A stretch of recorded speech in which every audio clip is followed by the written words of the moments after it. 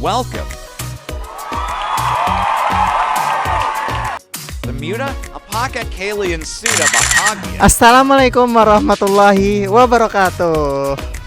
Waalaikumsalam warahmatullahi wabarakatuh. Alhamdulillahirabbil alamin wassalatu wassalamu ala asyrafil anbiya'i wal mursalin sayyidina wa maulana Muhammadin wa ala alihi washabihi ajmain. Amma ba'du. Alhamdulillah kita hari ini kembali lagi di channel YouTube Riz Entertainment. Nah, kita hari ini akan membahas seputar pemuda. Nah, di samping saya nih ada pemerhati pemuda yang relate sekali dengan zamannya dan bisa memberikan solusi dengan Islam. Dengan bersama Kak Yusuf. Assalamualaikum Kak. Waalaikumsalam warahmatullahi wabarakatuh. Apa kabarnya nih? Alhamdulillah selalu dalam kondisi bahagia. Alhamdulillah, semoga kita disehatkan Allah Subhanahu wa taala selalu. Amin. Dan penonton juga diberikan kesehatan dan keberkahan apa yang telah diberikan, terutama nikmat Islam dan nikmat iman. Alhamdulillah. Nah, mengenai Kak Yusuf nih, sebagai pemerhati pemuda gitu ya. Nah, banyak sekarang pemuda ini yang merasa dirinya itu stres gitu ya. Bahkan kemarin saya melihat gitu ya, di salah satu berita bahwa milenial Jepang itu sekarang katanya hidup pasrah. Padahal mereka itu apa ya istilahnya merupakan negara berkembang, negara maju, negara industri. Namun mereka itu memiliki masa depan gitu ya, memandang masa depan mereka dengan kesuraman, merupakan sebuah jurang. Nah, menurut kakak nih, apa sih penyebabnya pemuda sekarang itu juga mungkin di Indonesia juga relate gitu ya, bahwa pemuda di Indonesia itu sekarang apa ya juga pasrah gitu ya. Apa sih permasalahan yang dihadapi remaja saat ini khususnya pemuda? Mungkin itu ya kayak Yusuf ya, mohon dijawab. Iya, jadi tadi ya sempat dikenalkan sebagai pemerhati pemuda. Oke, masya Allah. Jadi mungkin memang kerjaan saya di sini memerhatikan pemuda ya, memerhatikan pemuda sesama pemuda gitu kan ya. Oke. Milenial ya. Oke, mungkin untuk milenial itu ini ya yang lahiran tahun 90-an gitu ya. Iya. Oke, yang Gen Z kan katanya lahiran tahun 2000-an gitu kan. Oke, berarti kalau saya ini masih masuk apa ya? Mungkin milenial atau Gen Z ya kurang lebih lah. Oke. Tapi terkait tadi memang menarik ya Rizky ya. Apa namanya baru-baru ini kan ada memang tersorot kalau selama ini kita kenal Jepang itu sebagai negeri yang maju, sebagai negara yang maju gitu kan. Dan negara yang maju dan juga untuk tingkat kalau dilihat dari segi tingkat kesehatan mental gitu ya seharusnya itu harusnya sih sejalan gitu atau ya berbanding lurus lah dengan tingkat ekonomi mereka gitu kan. Mereka kan sebagai negara maju tentu tingkat ekonominya juga tinggi gitu kan, bagus. Dari segi tingkat kesehatan kalau diukur dari tingkat kesehatan tubuh ya fisik, masyarakat Jepang itu bahkan luar biasa sehat gitu kan. Termasuk juga tadi barusan baca kalau misalkan dilihat dari segi apa persentase obesitas di Jepang gitu kan. Jepang itu sebagai tingkat obesitas paling rendah dari seluruh negara maju yang ada di dunia gitu kan. Nah, terus juga kalau dilihat dari apa yang disampaikan Rizky juga kasus yang baru terjadi itu kan memang pemuda Jepang katanya nih lagi pasrah nih gitu kan. Mereka memandang hidup ini penuh dengan apa ya bisa disebut sih ketidakpastian gitu kan. Zaman sekarang ini sebut ketidakpastian. Dan ini sebenarnya Rizky nggak cuma Jepang. Kalau kita baca nih berita baru-baru ini itu di negeri yang negara yang sekarang ini sedang pertumbuhan ekonomi yang luar biasa nih gitu kan. Pertumbuhan ekonomi luar biasa, teknologinya luar biasa yaitu Cina. Di Cina itu sekarang nih tadi baru baca juga sih ya. Ada gini berita yang mengatakan bahwa kurang lebih ekonomi lagi sulit gitu kan.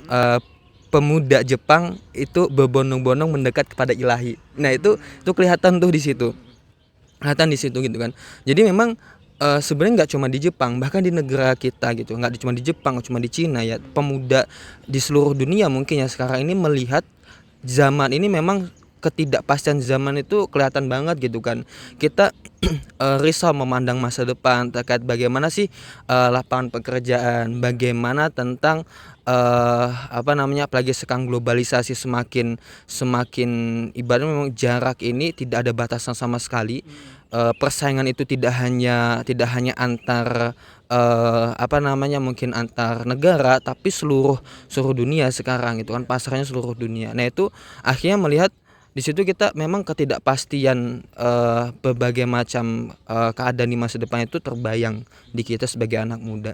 Nah di situ akhirnya memang kelihatan banget nih tingkat stres anak muda itu tinggi gitu kan. Anak muda itu tinggi di negara kita aja kemarin itu sempat kemarin ya kita cari tahu gitu kan, banyak sekali mahasiswa itu yang mengalami depresi. Belakangan ini kan kemarin kan baru-baru ini ada kasus bundir gitu kan, mahasiswa gitu kan. Itu kenapa ya? Karena mereka depresi. Ada yang depresi karena nggak lulus gitu kan, karena masalah skripsi. Ada depresi karena masalah keluarga, ada masalah keuangan dan lain-lain gitu kan. Dan itu sih sangat miris ya kalau kita lihat.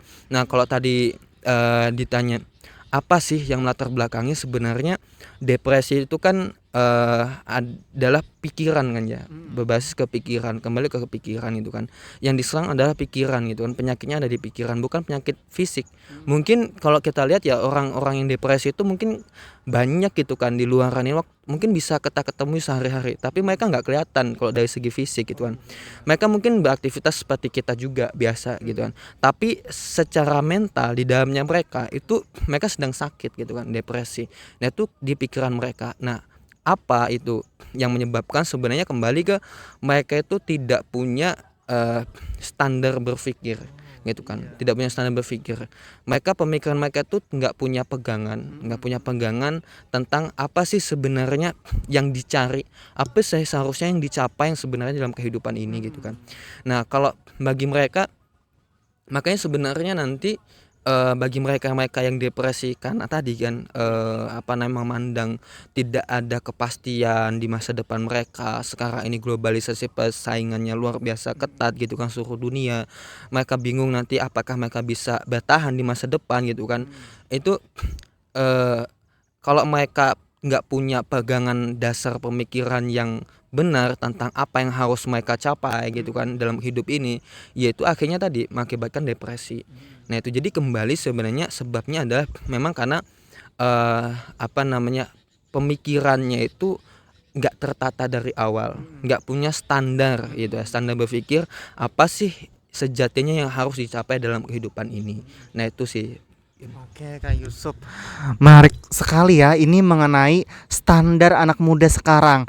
Nah mungkin standar mereka itu hidup di dunia aja gitu ya. Nah tapi kalau Islam memandang standar hidup itu gimana nih Kak Yusuf?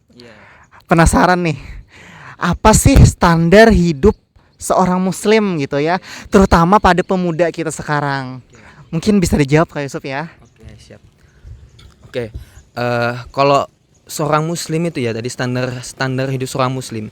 Jadi kebetulan kalau misalkan gini, kenapa tadi waktu ditanya Rizky bagaimana kabarnya, kenapa saya jawab bahagia gitu kan. Sebenarnya bahagianya itu bukan karena karena apa yang saya miliki dari segi materi sih. Tapi tadi sebagai yang Rizky sampaikan, yang harus disyukuri dan itu adalah yang membuat saya bahagia itu adalah Islam dan iman. Itu di situ. Kenapa sih Islam dan iman itu membuat saya bahagia? Jadi ketika kita itu menyandarkan tujuan hidup kita itu benar. Kalau saya sebagai muslim, saya menemukan bahwa tujuan hidup yang sebenarnya yang ternyata saya cari itu ada di Islam. Tujuannya itu di situ. Dan ini merubah pemikiran saya. Kenapa? Karena Islam itu kan adalah sebuah keimanan, dasarnya keimanan, dan keimanan itu letaknya di mana? Letaknya di pemikiran, apa yang kita pikirkan, dan pikiran itu sejatinya adalah dasar gitu kan, ibarat kata pabrik dari apa yang kita keluarkan, output kita.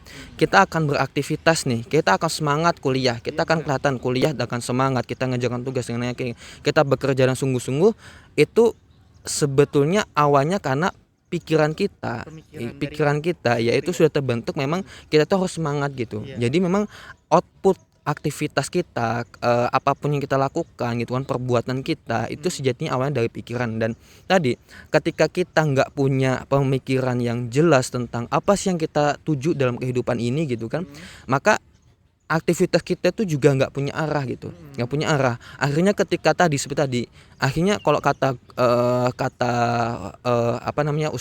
Ustadz saya ya disampaikan, kalau kita itu nggak punya planning, pikiran yang jelas tentang apa yang akan kita tuju, maka kita nggak akan bisa mengkondisikan kondisi, tapi kita akan terkondisikan oleh kondisi.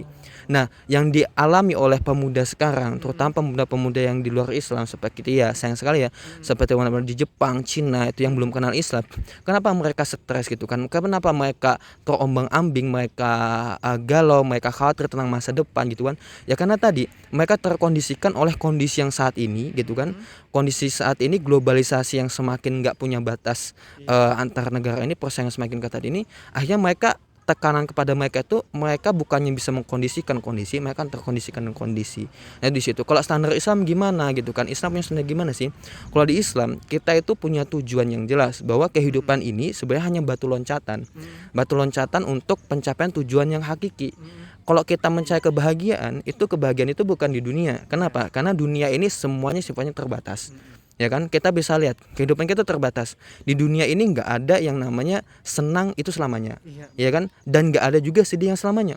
Nggak ada yang namanya enak selamanya. Nggak ada yang namanya puas selamanya. Nggak ada yang namanya nggak enak selamanya. Contoh kita makan apa yang kita sukai, paling kita sukai lah. Kita makan 1 piring, 2 piring, 3 piring. Mungkin di piring ketiga aja kita sudah enak gitu kan. Nggak mau nambah piring keempat ataupun apalagi sampai piring ke-10 gitu kan. Padahal itu awalnya sesuatu yang kita sukai gitu kan. Nah, apa sesuatu hal yang kita sukai di dunia ini aja itu terbatas kesenangannya. Jadi kalau kita meletakkan kebahagiaan itu di dunia ini, maka dia akan terbatas. Setidaknya dia punya batas sampai kita meninggal. Kita mati itu udah selesai. Nah, Muslim itu punya pemikiran yang mendasar di dalam keimanan, akidah Muslim itu tujuan atau pencapaian yang ingin kita capai dari kehidupan ini adalah kebahagiaan sejati, yang itu kebahagiaan itu selama-lamanya, nggak pernah ada bosan untuk itu, nggak pernah ada berhentinya, dan itu selama-lamanya di mana? Di akhirat nanti. Nah, di akhirat nanti ada surga yang di sana kenikmatannya nggak pernah terbayangkan oleh mata, nggak pernah didengar oleh telinga, nggak bisa dibayangkan dalam pikiran gitu kan. Dan apa yang kita bayangkan tentang surga itu nggak ada seberapanya dengan surga yang sejatinya. Itu sama seperti itu oleh Allah gitu kan. Apalagi dunia ya kan. Iya, apalagi yang ada di dunia gitu kan. Nah itu di situ. Jadi sampai kan seperti ini. Kenikmatan surga itu kata Rasulullah kan disampaikan, Allah di perbandingan antara kenikmatan surga, kenikmatan di akhirat dengan di dunia itu sebagaimana kita datang ke laut nih. Kita kalau datang ke laut, ke pantai kan, kita main di pantai itu. Celupkan aja jari kelingking kita itu ke air laut itu. Lalu angkat, lihatlah air yang menetes dari jari kelingking kita. Itulah nikmat yang Allah bagi untuk seluruh makhluk yang di dunia. Itu nikmatnya. Lalu sisanya air yang di laut itu untuk siapa? Itu untuk orang-orang yang nanti akan berbahagia selamanya di surganya Allah. Nah itu luar biasa. Jadi makanya kalau kita itu hanya menjadikan bahagia kita itu di dunia ini aja, itu rugi kita. Kenapa rugi? Ya karena tadi sebenarnya dunia ini semuanya serba terbatas, itu kan, serba terbatas dan semuanya nggak selama-lamanya. Nah itu di situ. Lalu memang gini ya, ada perbedaan. Kalau kita itu mau bisa punya tujuan sampai ke akhirat, tentu kita harus percaya dulu kan dengan adanya akhirat. Nah itu di situ, dan disinilah memang letak perbedaan antara apa yang ada di pikiran orang-orang Muslim dan apa yang ada di pikiran orang-orang yang bukan Muslim. Mungkin seperti mayoritas masyarakat Jepang yang bukan Muslim kan ya, mereka bukan Muslim. Cina juga mayoritasnya bukan Muslim, tentu berbeda. Mereka memandang pemikiran mendasar, di sini disebut nanti ada pemikiran mendasar tentang yang ini akan membentuk nih keyakinan yang ini nggak dimiliki oleh selain Islam. Nah inilah yang membuat kita Muslim itu lebih bahagia gitu loh. Karena mereka punya pandangan mendasar bahwa ternyata kita ini nanti hidup ini, setelah kehidupan ini ada kehidupan selanjutnya loh. Nah dan itu nggak dimiliki oleh orang-orang di luar Islam yang mungkin mereka itu nggak percaya dengan agama. Dan itu banyak loh masyarakat Jepang itu mereka nggak, mohon maaf gitu, kalau kita lihat ya, kita cari tahu datanya, mereka banyak yang nggak percaya terkait agama. Bahkan mereka itu beragama itu sebagai apa ya, bisa dikatakan ya pelarian lah ketika mereka itu punya masalah tadi.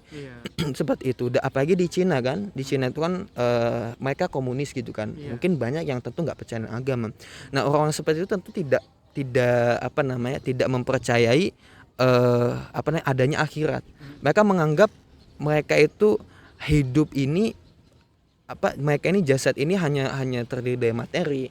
Alam semesta ini materi aja. Nanti juga akan mati, setelah mati akan menjadi materi, tidak ada kehidupan lagi gitu kan. Nah, kalau kita punya dasar pemikiran seperti itu, tentu saja kita akan memfokuskan kita, oh hidup ini berarti cuma ada di dunia. Maka kalau udah nggak punya kebahagiaan di dunia ini, ya udah berarti ibarat kata ya udah depresi lah gitu. Di dunia ini udah nggak mampu bersaing untuk mencapai kebahagiaan standar, oh harus kaya dan ini itu gitu kan. Akhirnya ya udah mereka menyerah gitu. Tapi Muslim tidak. Makanya kenapa kalau orang lihat ya, kenapa katanya Indonesia nih ya, Indonesia ini standar kebahagiaannya lebih tinggi. Mereka melupakan bahwa di Indonesia ini adalah negara dan mayoritas penduduk Muslim terbesar di dunia. Berarti mayoritas orang yang bahagia di Indonesia ini itu Muslim.